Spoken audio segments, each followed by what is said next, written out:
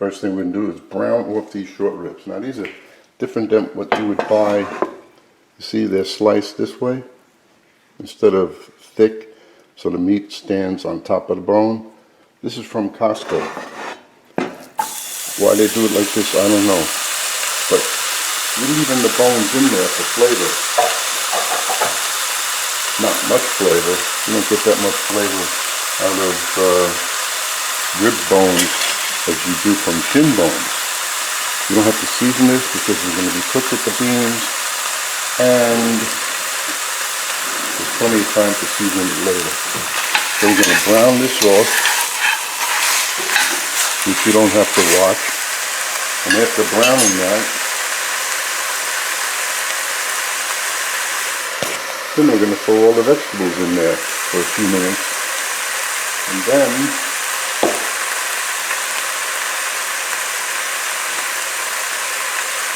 so that was 1 pound of meat. This is 1 pound of beans, tiny white beans. We're going to put that in there after everything is in there. Now you can use beef stock, water, chicken stock, and no stock. I'm using no stock. Why? The vegetables are somewhat for a vegetable stock because I use a lot. The beef in there makes its own stock. Okay? So I'm going to shut this off, turn the flame up, round this off, put the vegetables in, return. You can see the amount of delicious beef fat that's in there. Of course, you didn't put anything in there to saute, no fat or anything to saute this. It makes its own grease. Now the vegetables and the garlic.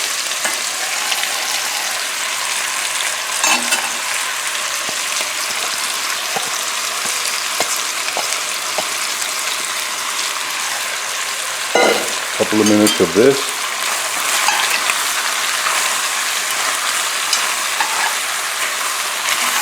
That's fresh garlic, not that crap in the jar that has no flavor. I won't bang this on the pot to annoy people. Okay, a couple of minutes of that, and then we're going to add the beans, the water, a little tomato paste, cumin, chili powder, a little sriracha hot chili sauce, and anything else I find. Just kidding. Now I'll add the cumin and the chili powder. Let that just sweat up in there a couple of minutes. And the ground bay leaves, or put a couple of bay leaves in there, fresh, dry. I like the ground bay leaves because you don't have to pick them out. Now, I know you're looking at this, look at all the bones. Well, it's something for you to do when it comes time to eating the chili. Don't be so lazy. You're not going to break your teeth on these because you're going to see them. Now so far I'm liking the way that looks. The only adjustments I will make on this, because usually when I make chili I do it by eye. Today I have to measure everything because it's a recipe that has to work.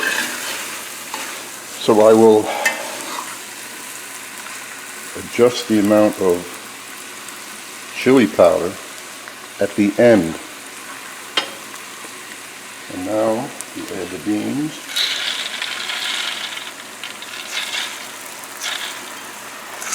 And what? Just adding half the beans. And I'll cook the other half in another pot because I think 1 pound is a little bit much. So,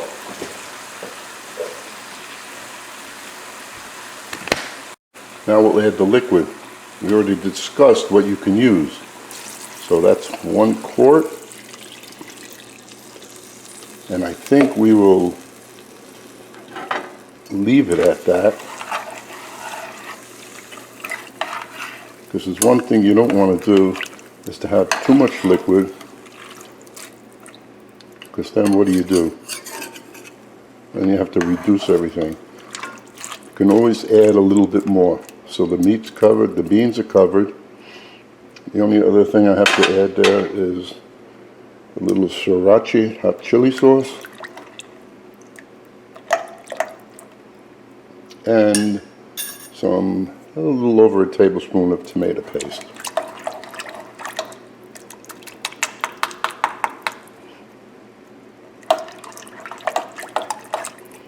I will get that off. I'm not going to waste film on watching me try to get the tomato paste off of that.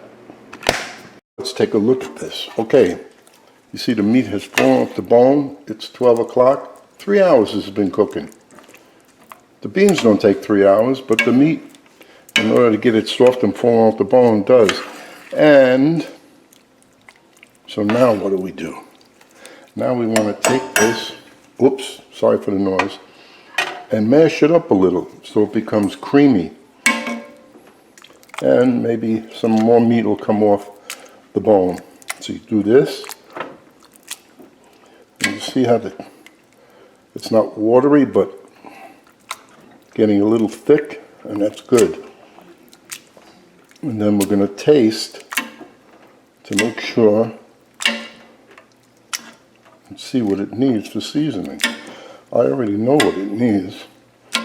I put no salt in here, and let me take care of that. So we are done after 3 hours. Notice the thickness. If you don't have this thickness, either mash it a little or cook it down, because this is how it should be. The salt I put in there, you put the salt you want also. I put 2 teaspoons in there. I don't like salty items. You can add to it. But that's how it looks. And I added, 10 seconds after I said I'm cooking half the amount of beans, I looked at it and I changed my mind and I threw the rest of the beans in here, which was a good idea. And see how the meat is all hanging off the bone? Too bad you can't be here to smell the aroma. It's good. Anyway, we have quite a bit here. I can't tell you how many portions we have because I don't feel like filling up quart containers. But you can feed at least 6 people with this. And you can also take a couple of quarts, put them in the freezer. No problem. So I hope you enjoy it.